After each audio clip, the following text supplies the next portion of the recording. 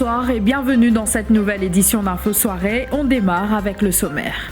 3 personnes prises au piège dans un important incendie qui s'est déclaré au Codan Waterfront ce soir, coincées pendant des heures sur le balcon du bâtiment en feu abritant le Craft Market. Elles ont été secourues, des équipes de pompiers toujours sur place.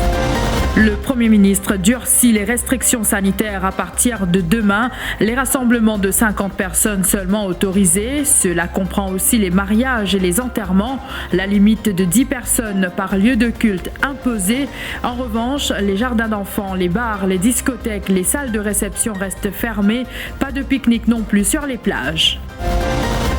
Alors que Pravin Jugnut annonce que les crèches resteront ouvertes, un cas de Covid-19 détecté dans une crèche à Vakwa hier.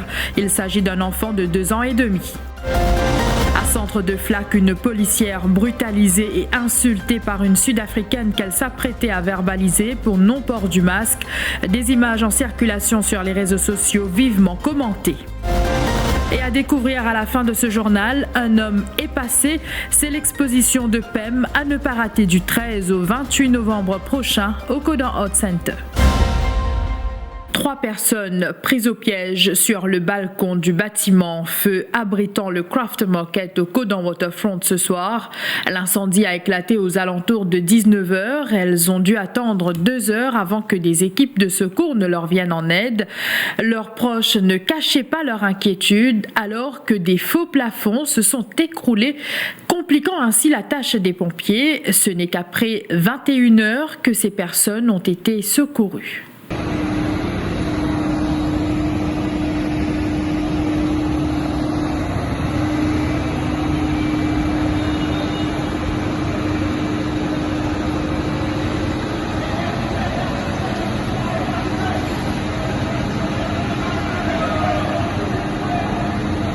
Dans le bout du bâtiment là, de ce côté, non?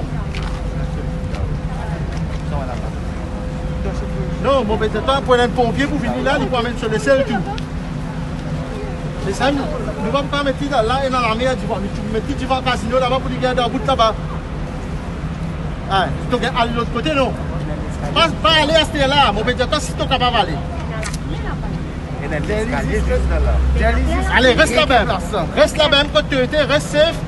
Papa respire à la fumée là. Reste dans le coin là. T'as l'air comme un pompier là, venu avec sur le ciel là, mon petit dans le coin là-bas. Non, il faut correct la garçon. Relax, mon garçon. Donne-toi maman courage, garçon. Si c'est la femme pour dire pompier, n'est que pour moi. Tu es c'est un sauf, pas aucun problème, pas aucune difficulté de respiration parce qu'il y a beaucoup la fumée. Il y a un problème pour respirer, il n'y a pas capable de respirer.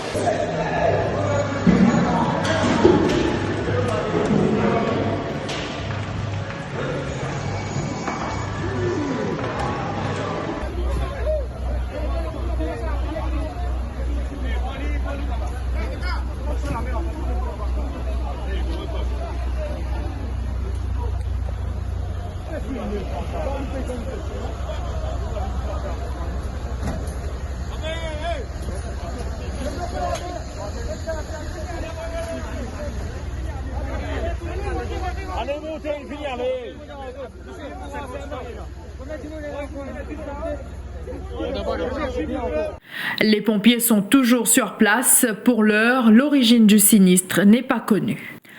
Aussi à la une ce soir, le Premier ministre resserre la vis pour contenir la propagation de la Covid-19. Plusieurs restrictions annoncées ce soir dans une déclaration à la population à la MBC. Pravin Jugnut dit avoir constaté un relâchement au sein de la population à la plage et dans les centres commerciaux depuis 2 semaines.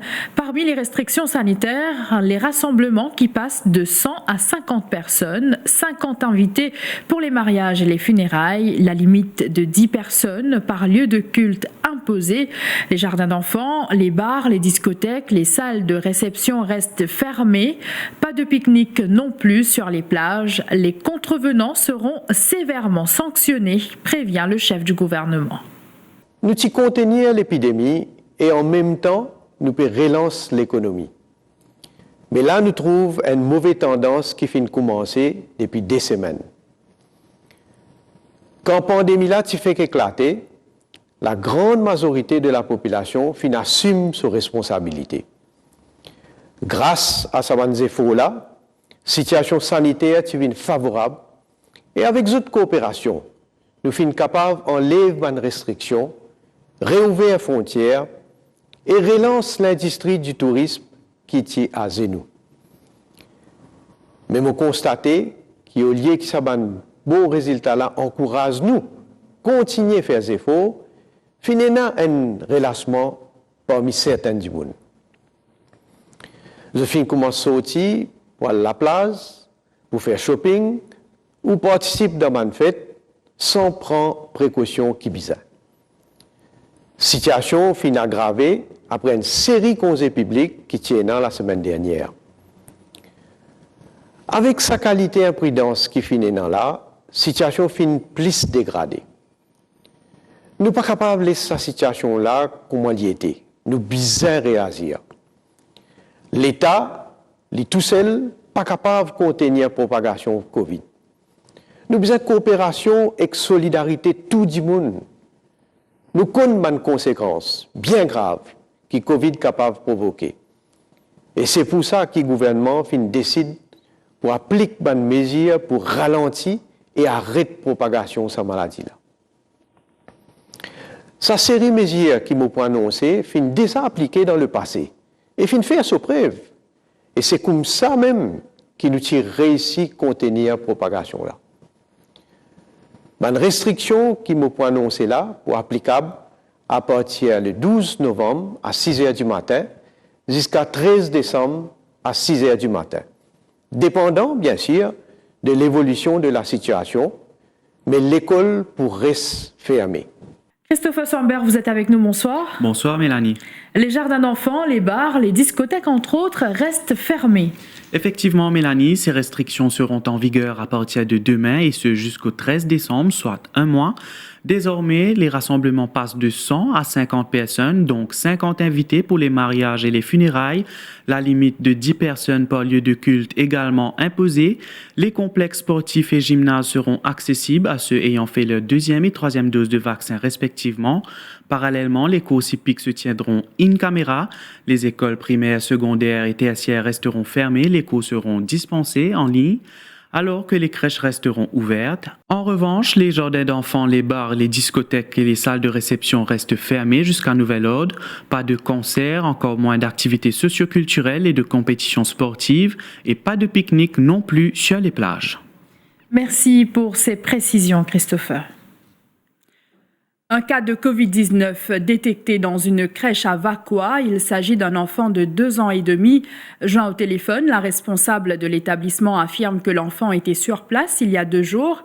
Après la détection de ce cas positif, elle souligne avoir informé les autres parents de la situation. En attendant l'exercice de désinfection, cette crèche restera fermée demain.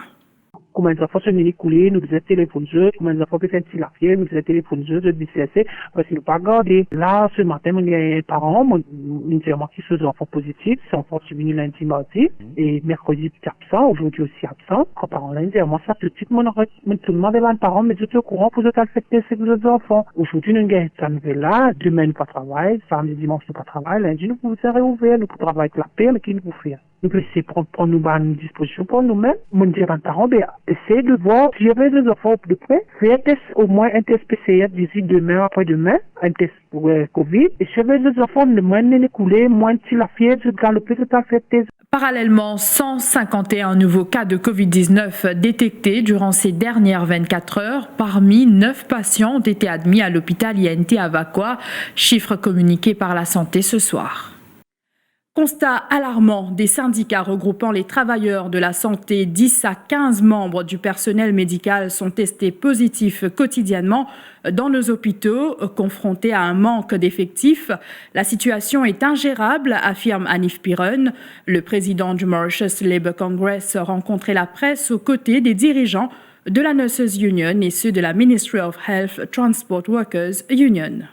En ce qui concerne les statistiques, nous payons en ligne, mais nous avons dit que dans l'hôpital, tous les jours, nous avons à peu près 10 personnels qui peuvent tester positif. Dans chaque hôpital, tous les jours.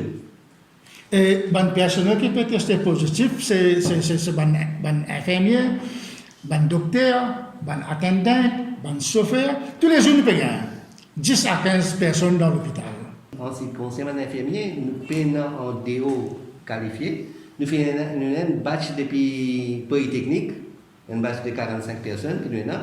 Nous faisons demander au ministre de recruter le plus vite possible. But that also to give assistance to nursing officer, not as nursing officer. Parce que PRB, nous disons ça comme ça, nous ne pas trop apprécier même. Mais nous devons accepter pour le moment.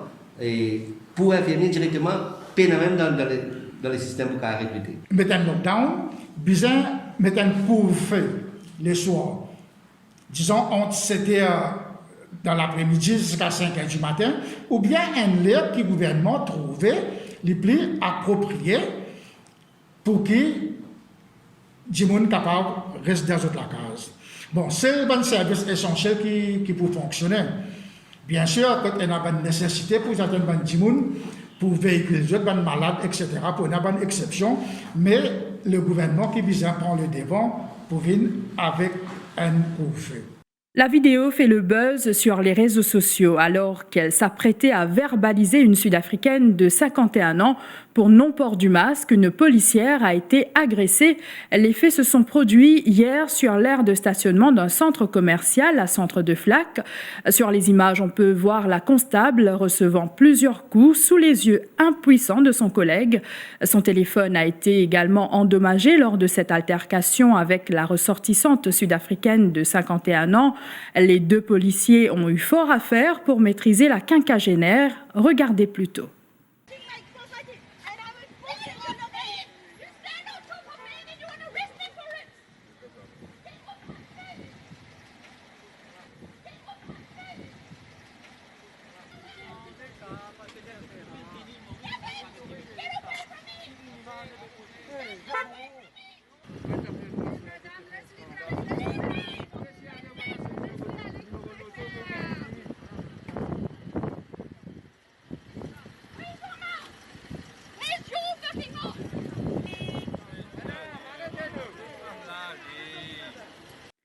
La Sud-Africaine a été par la suite interpellée par la police avant d'être relâchée sur parole. Que risque la ressortissante sud-africaine?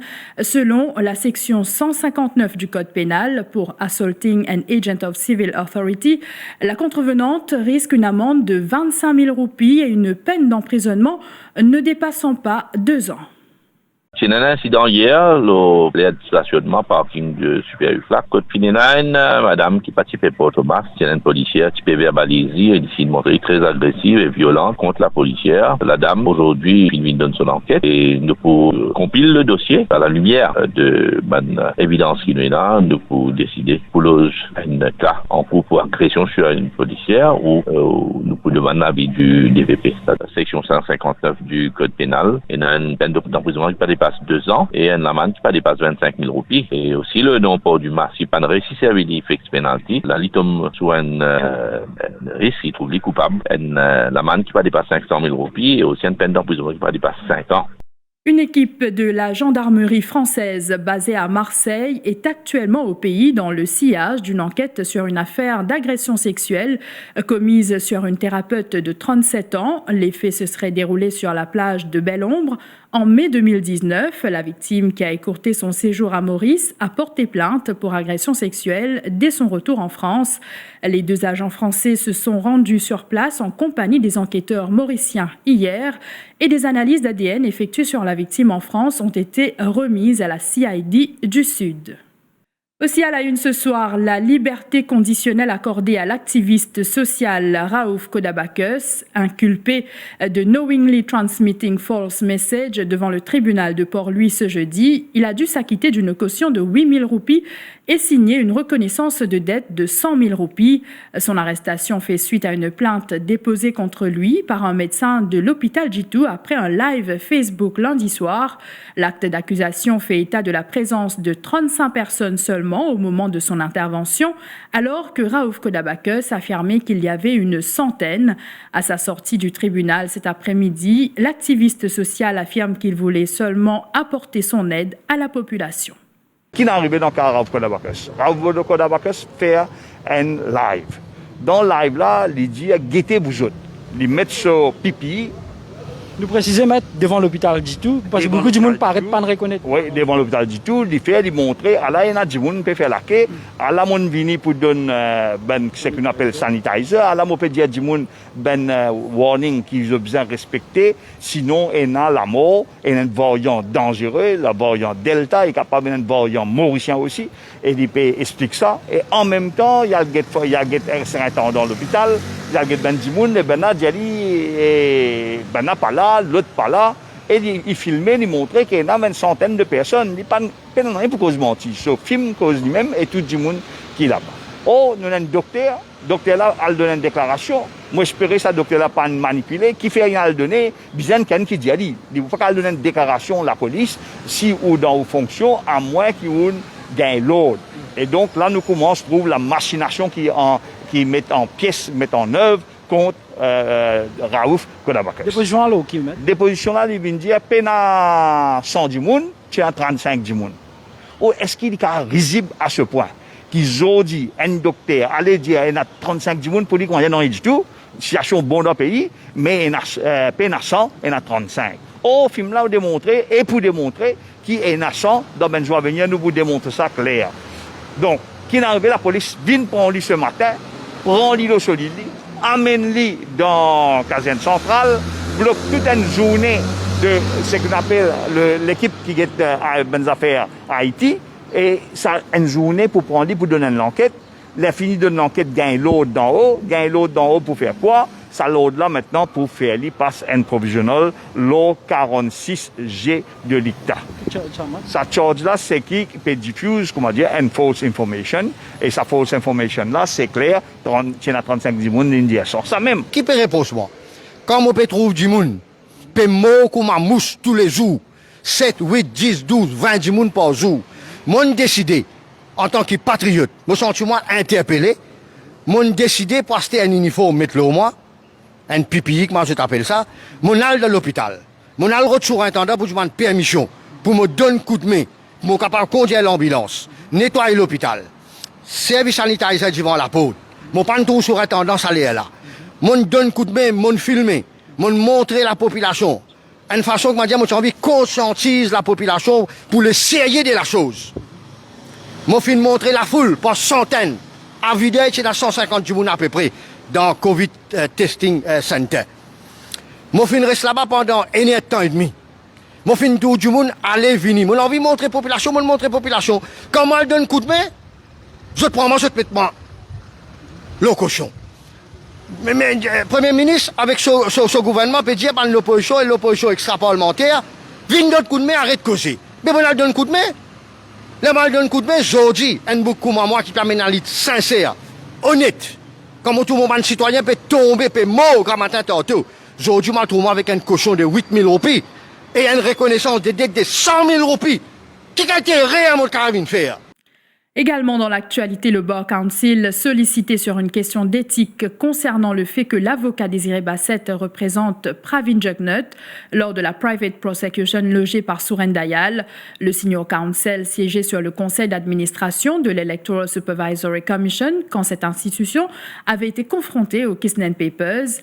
Maître Désiré Bassett a confirmé la démarche en soutenant être dans l'attente d'une opinion écrite du Bar Council sur le sujet, en précisant que l'Ordre des avocats se réunit demain. En l'occurrence, il a demandé à ce que l'affaire soit ajournée. Le procès a ainsi été renvoyé au mercredi 17 novembre prochain. Les explications de Maître Rochi Badin, avocat de Soeren Dayal. Il y a une issue de conflit d'intérêts qui concerne l'avocat de Pravin Jugnut. Alors, senior counsel de nous côté, Maître Antoine Domingue, il écrit une lettre au juge. Et aussi, il fait Maître Bassett, qui est l'avocat de Pravin Jugnut, connaît qui a une issue de conflit qu'il lui a trouvé dans l'affaire. Et il dit ça devant la cour aujourd'hui.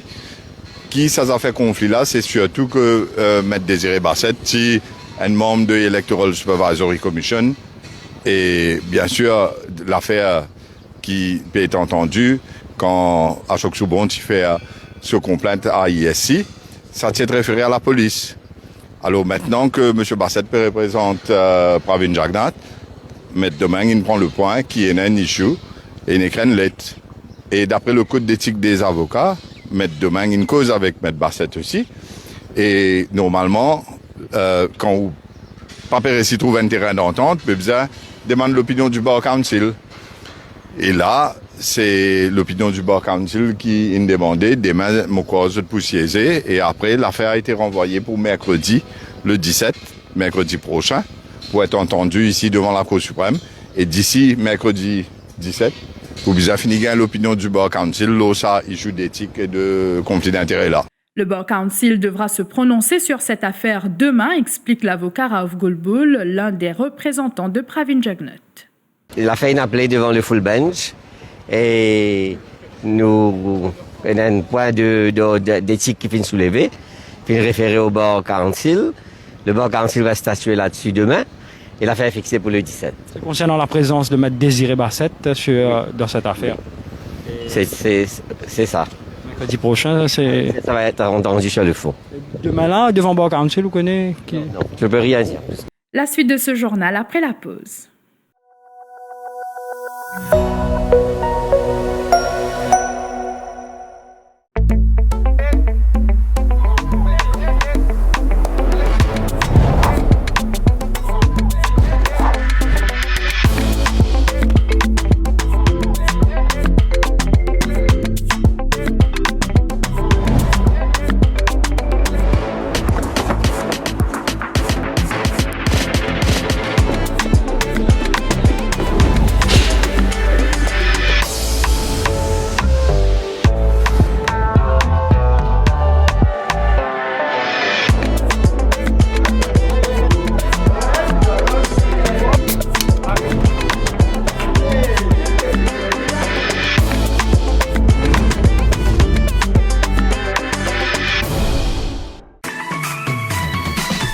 Plus ou nouveau brossier digital. Top promo, belle seul, exoli cadeau, 6 pour. Depuis ou portable, ou tablette, ou soit ou ordinateur, Nectap www.iflip.mu. Et c'est l'adresse www.iflip.mu. IFI Plus, lien service, le défi Media Group. IFI Plus, where tradition meets technology. Where tradition meets technology.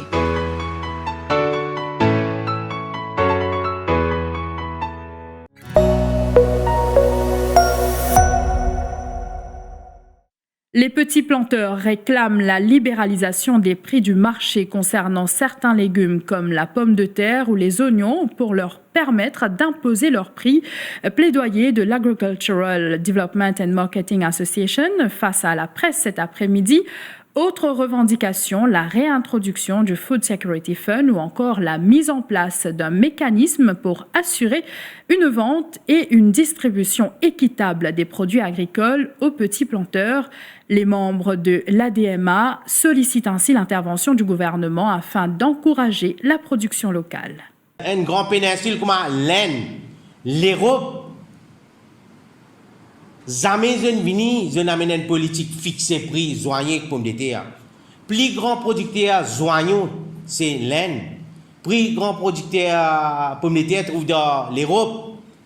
Aujourd'hui, peut venir fixer prix joignons et pomme de terre avec l'aide d'un petit pays. Qui vous peut faire? Et ça démontrer, avec des statistiques, production zoyon et pomme de terre, les peut continuer baisser, les peut aller même, des jours en jour. Nous connaissons Coopérative in Join In, mais lui aussi, il ne peut pas vivre là. Quand Coopérative in Join In, il peut soutenir, amène sa production là. Mais là, il est difficile quand on peut fixer prix.